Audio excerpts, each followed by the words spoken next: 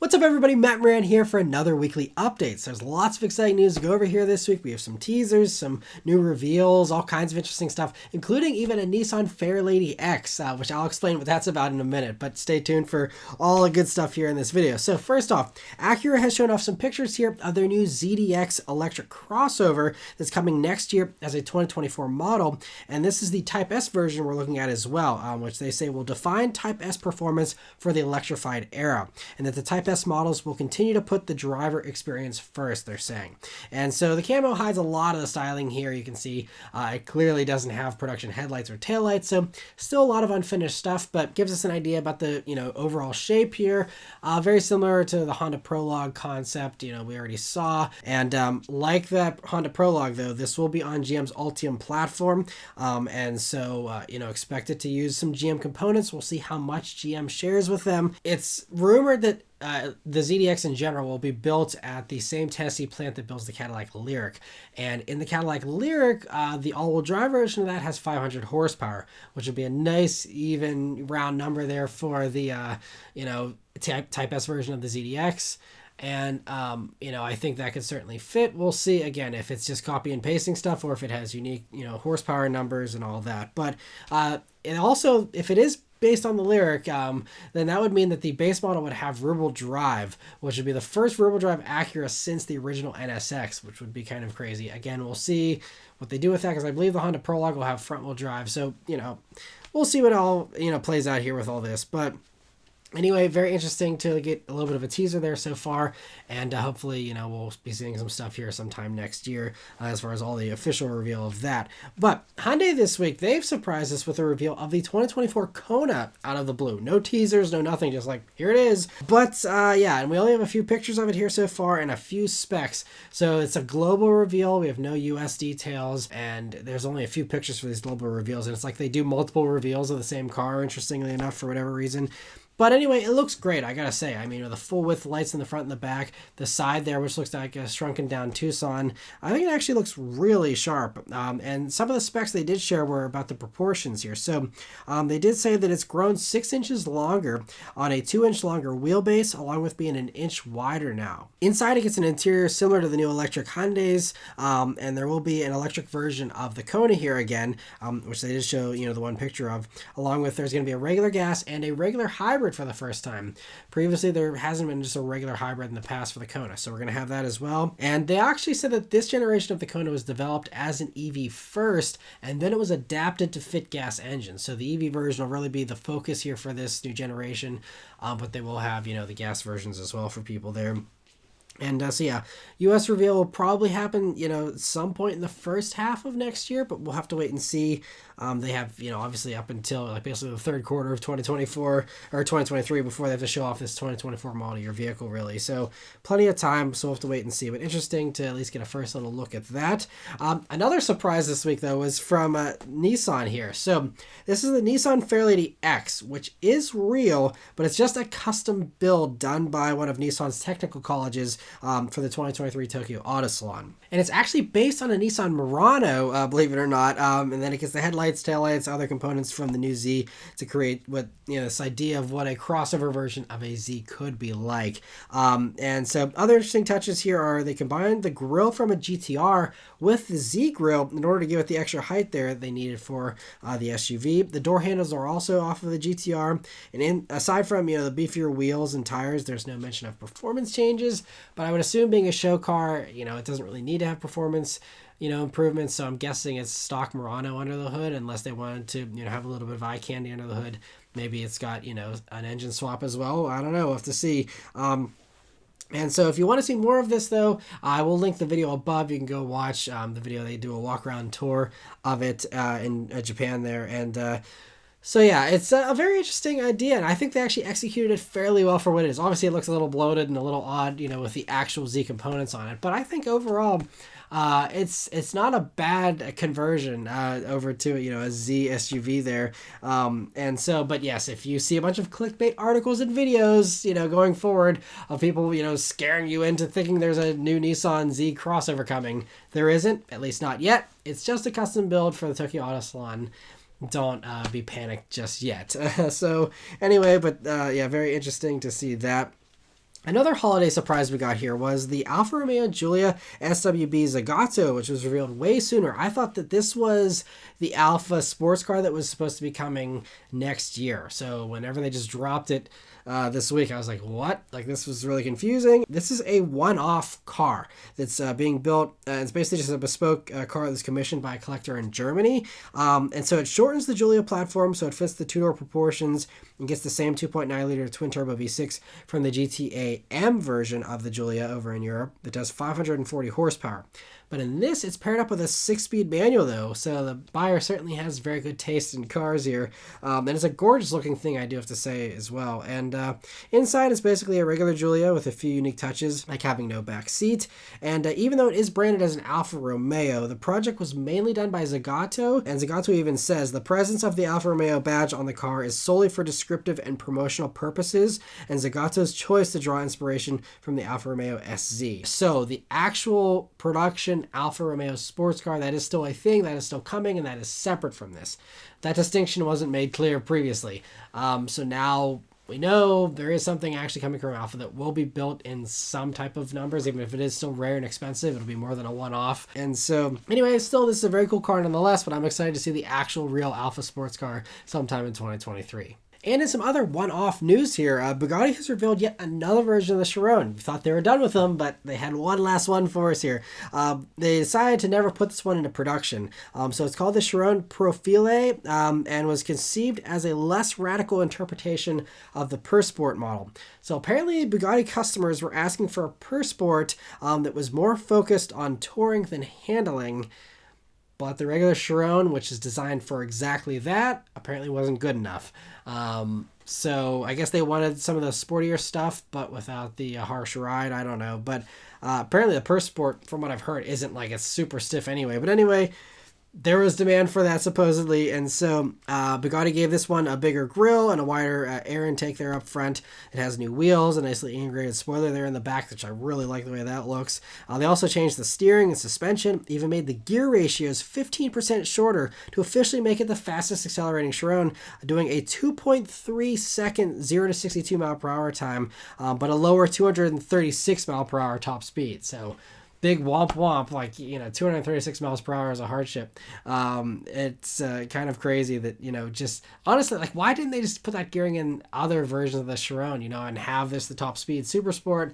But otherwise, 236, I'm sure, is plenty for everyone else, and that faster 0 to 60 time would be way more appreciated. But anyway, just for fun, here's some other fun acceleration numbers for this thing. So they say that it'll do 0 to 124 miles per hour in just 5.5 seconds. It gets to 186 miles per hour in just 12.4 seconds. And it does this all thanks to a 1500 horsepower version of the Chiron's 8-liter quad-turbo W16 engine. And it sounds amazing, and Bugatti had planned to build 30 of them, but ended up canceling the project because Bugatti's president says, by the time we saw the pre-series vehicles coming out of production, all the Chiron slots, which were limited to 500 cars, were already assigned. So basically they were so strict with capping production at 500 units for the Chiron that they completely engineered and brought a vehicle to production essentially and then stopped it just because they didn't want to make 530 cars. They had to stay to 500, and so I guess I gotta commend their commitment, but I'm sure that Bugatti owners wouldn't be too mad about there being 530 instead of 500 out there. But anyway, they decided not to build them, unfortunately. And so, also, this is the only Chiron to ever get a woven leather interior. They say it required over 2,600 meters of leather strips, believe it or not, just for that stuff in the center console and on the doors, which is wild. But anyway, since it was intended for production, this one-off actually is a street-legal car in Europe for the lucky buyer to drive if they're brave enough and, are cavalier enough to not be worried about, putting a few miles on it. But it'll be auctioned off at the RM Sotheby's Paris auction on February 1st, and a portion of the proceeds will go to charity, which is great. And so, anyway, but very cool to see that. It's a shame that thing never saw series production, though. That would have been awesome. And some other Bugatti news here, though. Auto Express did an interview with Bugatti CEO Mate Rimac, who talked about what's next after the Chiron. So he says Bugatti was working on an electric crossover adapting Rimac Navara components, but once he took over at Bugatti, he canceled that project immediately. And he said, I knew exactly what I wanted the next car to be, and we started developing a combustion engine on our own. So in the past, he's mentioned that this engine will be a totally bonkers hybrid that doesn't share any components with the Chiron or the Rimac, and then we'll get a preview of it in 2023. So even though Mate Rimac, he's the guy that obviously has the whole Rimac electric supercar brand, he's also a diehard gas-powered engine fan as well, and so he's going to keep them separate. He's going to be, the leader of both companies. Rimac will be the high-end crazy thing, which he says for the next Rimac, he said it'll be an absolutely insane bonkers car that will bend physics. But as far as Bugatti, he says that will be in the direction of beautiful art. And it'll have analog controls, analog gauges, so that it'll have that ability to, continue to last a long time and age very well, as well as obviously being still very insane as far as its performance too, with a totally bonkers powertrain there. So, but very cool that, he's willing to keep that distinction. He has said that they will 100% never do an SUV. He said they're not opposed to a four-door vehicle or some type of four-seater vehicle down the road, but he said he doesn't have any current ideas or plans as far as how they could achieve that while still keeping hypercar status. So for now, it's just, whatever this new Chiron successor will be a two-door with a gas engine, hybridized, but still a gas engine nonetheless. And sounds like it's going to be really promising. So awesome to hear that direction from him, and looking forward to seeing what they come up with. And some other supercar news here. Bertone, the famous Italian coach builders, they've decided to make their own car here called the GB110. And unlike Pininfarina, another Italian coach builder that's now getting into car building, Bertone is using an engine to power their car here, a 1,100 horsepower gas engine at that. And I say gas engine, I guess I should say it's an internal combustion engine, because no displacement was given for this engine, but the thing they did disclose about the engine is that it was been engineered to run on fuel made from plastic waste. And so supposedly there's a company called Select Fuel that has come up with a technology that converts these plastics into a fuel. And so if you can keep it fueled up with wherever you get this stuff from, it'll supposedly do a 2.79 second 0 to 62 mile per hour time, a 124 mile per hour time of 6.79 seconds, and a top speed over 236 miles per hour. It also runs a 7-speed dual clutch and all-wheel drive, which is important here in a second, because they say they plan to make 33 of them, but it sounds like they're not making them all themselves, because they say the chassis is based on components from a German manufacturer. What other German manufacturer does supercar stuff with a 7-speed auto and all-wheel drive?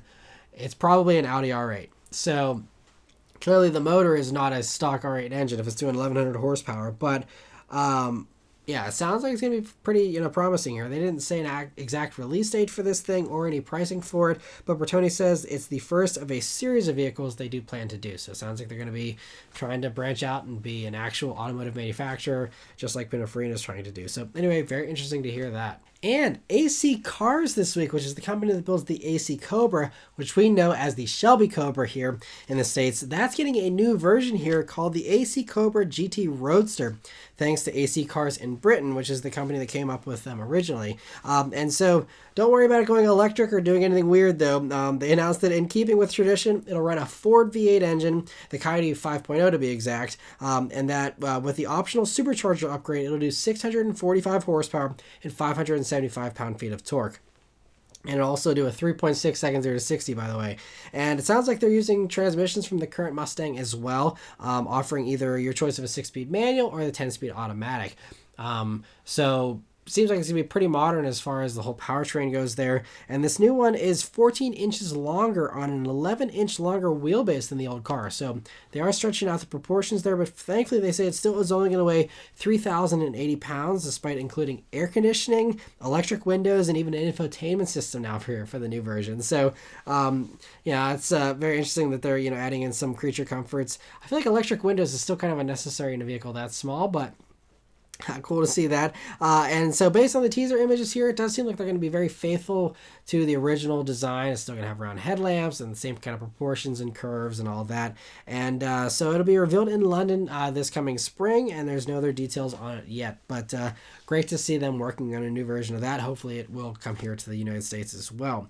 And some other V8 powered news here. RAM has made yet another special edition of the TRX. This one called the Havoc Edition. That comes in Baja Yellow on the outside and Prowler yellow stitching on the inside. I really like the little Prowler reference there. It's kind of cool. And so like the orange Ignition edition that they did for 2022, they say this one will be limited production, but they didn't say how limited. It'll cost $106,445, and it's based on a loaded TRX, just like the Ignition edition last year. It's basically just the Ignition edition, just painted yellow instead of orange, and cool. They're offering new colors though, and so anyway, and it's also not much more expensive than just a regular loaded TRX. So you're getting a special edition for basically no surcharge, really. So. If you're into the color, it can be a cool, way to get a TRX, a little bit out of the ordinary that way.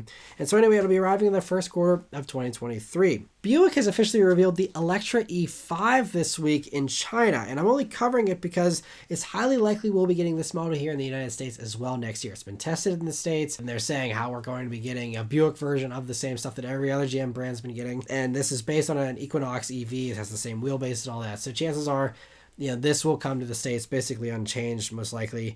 And we saw some images of it just a few weeks ago on the Chinese government's site, where they require car companies to submit a bunch of images before the car can be legalized. And that site seems to leak out basically everything. So we get early looks at all kinds of stuff that has to go through that system. And so anyway, this thing's on the same platform wheelbase as the Equinox EV, but it's 2.2 inches longer than the Chevy, so it will have a little bit of extra space, hopefully. There's no pictures of the inside, though, just yet, but it should, again, be very similar to the Chevy on the inside as well, as far as the screens and gauges and all that kind of stuff goes. The powertrain for this Chinese version is unique to China, though, because it's a partnership with one of the local car companies there. But here in the U.S., it'll most likely have all the same components as the Equinox EV does here. So you'll have your choice of front-wheel drive, all-wheel drive, various different, powertrains as far as power setups goes and all that. But should be a really great, kind of mainstream EV here for Buick. And I think it actually looks pretty good as well. So cool to see that. We'll have to wait for the US version here sometime next year. One Chinese Buick that we won't be getting here, but I thought would be fun just to cover very briefly, is the next generation LaCrosse.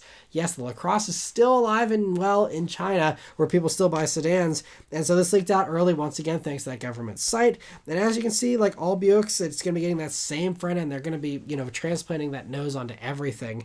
And so you can see it's grafted here onto the LaCrosse, which is an all-new model, by the way. It's a couple inches shorter, I think, than the old version, but, still, continues on. It still runs a gas 2-liter turbo 4-cylinder. And I think it actually looks pretty nice. It's too bad that they can't justify selling them in the States anymore, but just thought that was kind of fun to see, and it's cool to see that. Ford has teased a medium-sized electric crossover for Europe this week, and so it sounds like it'll use the partnership with Volkswagen that they have over in Europe to build this, suggesting it'll be based on the Volkswagen ID4, and I doubt we'll be getting this in the States as a result of that, because I don't know if that partnership extends to the States here. But just kind of interesting to see, the teaser here so far. I mean, it looks like basically an electric version of the Ford Edge from what I can tell as far as the DRL looks, the way, the shape there and stuff. But wouldn't hold your breath for anything like that. I think the next stuff up for American electric stuff from Ford, I think an electric version of the Explorer is due up soon, and I think that's going to be the next one, but we'll have to wait and see. But anyway, interesting to get that little teaser. Porsche this week has announced that their eFuel production facility in Chile has begun producing fuel. And the first model, of course, to get fueled up is a Porsche 911. But don't expect these eFuels to be available for purchase anytime soon still. They say they will first be used only to power cars for the Porsche Super Cup race series. Their target, though, is to eventually produce 55 million liters each year before 2026. And at that volume, before transportation costs and taxes, it would cost roughly $7.50 a gallon. And that's talking about just Europe. Bringing it over here would probably make it even more expensive. But so $7.50 a gallon certainly would be a turnoff. And that's still kind of the problem is, generating this stuff in large enough volumes to actually make it, cheap. But considering in Germany, gas is already $6.50 a gallon there. that are roughly about that, so, if it's only $1 more over there when you're already paying $650, for those who have, disposable cash, this could actually be an alternative in Europe, if the EU allows this down the road as a loophole, to have internal combustion engines, beyond 2035. We'll have to see. But Porsche, they say they're not expecting this to replace EVs. Their goal is still holding at 80% of their sales to be electric by 2030. So even the people making this stuff are still going full-blown into the EV stuff. So don't cling on to this as the savior of the gasoline engine, because it's even Porsche doesn't think this is that. And so a member of the executive board at Porsche told TechCrunch that the main focus is e-mobility, but in addition, we take care of our ICE cars. So obviously they just have a ton of awesome classic vehicles that are powered by gasoline. They need to make sure those vehicles still stay on the road. And so, they're going to have the e-fuels primarily to keep the used stuff around, and that's it. And again, used stuff for people who can afford to pay whatever it costs to fill it up. But beyond keeping the existing cars running in a carbon neutral way, he did say that Porsche is still exploring other areas where it could make sense, like in the commercial world potentially. They're still waiting to see if the EU, provides that exemption for, internal combustion engines powered by e-fuels. Apparently the EU is considering it, and that's something that, is being lobbied or whatever currently, so that by 2035, hopefully that will be one way for the internal combustion engine to stick around in new, vehicle sales. But their ban still could end up applying, and this could end up just being something for motorsport or for other markets, outside of the EU. We'll have to just wait and see. But great to see them making progress on it, though. Hopefully, it turns into something that can be made cheaply and is, a great alternative, for whatever, ways they end up using it. And anyway, but very cool to hear that. And I don't want to end on bad news for gas-powered car enthusiasts, but going along with that, the final story this week here is that Oregon has also announced this week that they're joining California, Vermont, and Washington to mandate 100% of new vehicle sales to be electric, hydrogen, or plug-in hybrid by 2035. And like the other states, that starts at 35% of new vehicle sales by 2026, having to be those three types of vehicles, and climbs up from there, over the course of the next, 9 years. And so one interesting detail, though, they provided a little more of the framework as far as exactly what vehicles will be required. And so one thing they say is that these 2035 plug-in hybrids for 2035 and beyond, they'll have to at least have 50 miles of range. So you can't have that Mercedes e-Performance thing with 7 miles of range.